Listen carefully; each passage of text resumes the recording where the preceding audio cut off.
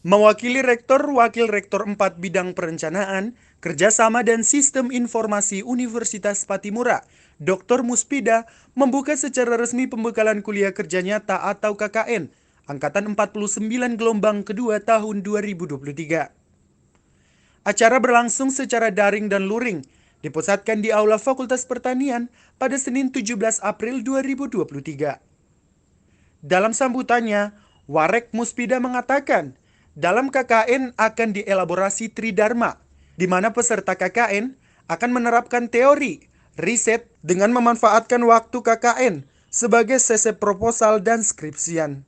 Dikatakan, dalam program kerja Kemendikbud, terdapat indikator kinerja utama atau IKU Rektor, di mana terdapat 3 indikator mahasiswa yang terlibat. Dikatakan, KKN adalah wadah untuk menguji seberapa besar teori yang diperoleh mahasiswa selama berkuliah dan diterapkan di masyarakat. Ia berharap, dalam ber-KKN yang dilakukan harus mendukung indikator kinerja utama atau IKU Rektor. Usai membuka acara, Warek Muspida secara simbolis menyematkan atribut KKN kepada perwakilan mahasiswa KKN.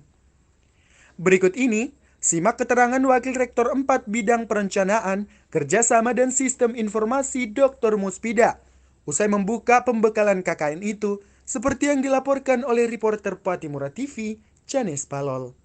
Di dunia perguruan tinggi itu ada tridharma, ada penelitian, ada pembelajaran, penelitian dan pengabdian pada masyarakat. Dan di dalam KKN itu, ini akan dielaborasi tridharma itu. Anda akan menerapkan teori, Anda akan melakukan riset, manfaatkan 3 bulan. 3 bulan ya Pak? 3 bulan KKN sekarang, bukan 2 bulan. Manfaatkan 2 bulan itu untuk selesai proposal skripsi.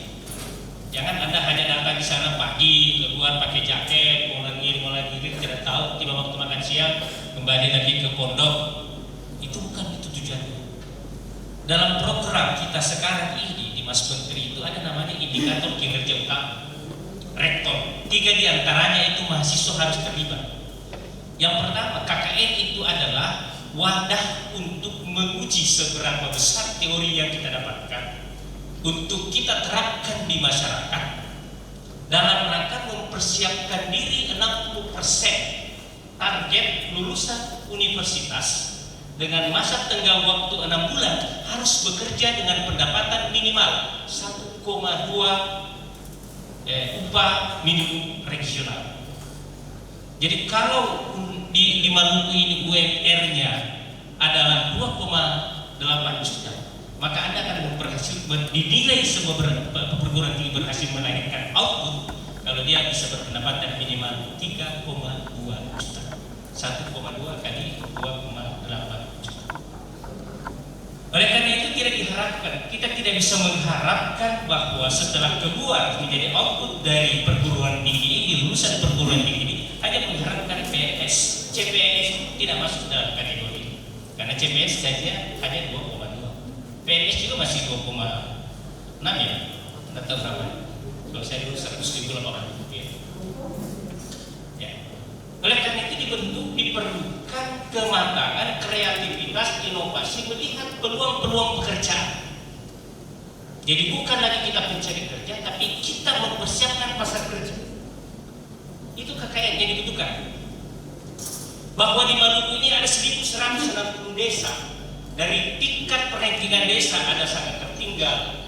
Kalau saya tadi catat datanya sebelum saya di sini, ada 579 desa. Yang paling tinggi itu adalah desa tertinggal. 579 desa dari 1.169. Artinya apa? Ada hampir 50%. Ya, 50% desa yang ada di Maluku ini masih desa tertinggal. Yang kedua, desa sangat tertinggal. Sebenarnya kalau tingkatan sangat tertinggal dulu. Tapi urutan yang paling banyak adalah desa tertinggal. Desa sangat tertinggal itu ada 333 desa. Kemudian desa berkembang ada 299 desa. Desa maju ada 50 desa. Dan mandiri hanya 4 desa. Ada 1 di Maluku Tenggara, ada Pelau dan Saparua di Maluku Tengah, dan ada desa Bula di SPT. Itu baru 4 desa mandiri.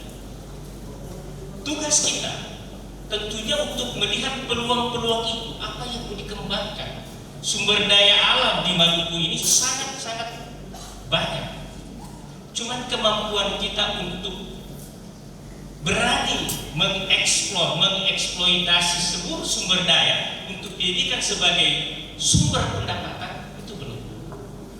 Oleh karena itu diharapkan lulusan kita tidak hanya bermain-main dengan teori. Kalau Mas Nadiem bilang ijazah bukan sebagai faktor utama di dalam mendapatkan pekerjaan, tapi ada namanya ijazah sertifikat pendamping ijazah, termasuk KKN. KKN juga ini untuk menciptakan bagaimana Merdeka Belajar kampus merdeka.